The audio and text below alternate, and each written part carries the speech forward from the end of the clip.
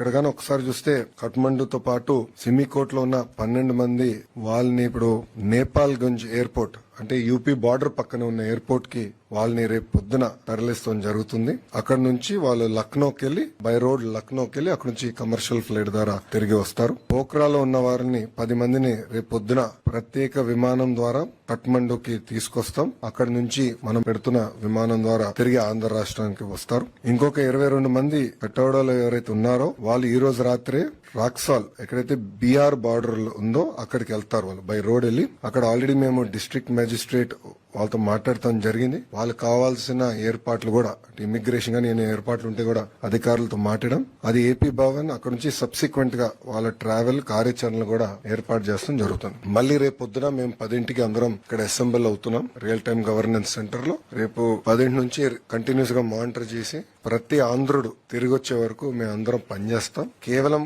విశాఖపట్నానికి కడపకే కాదు ప్రభుత్వం వాళ్ళని వాళ్ళ ఇంట్లో దించే బాధ్యత తీసుకుంటాం.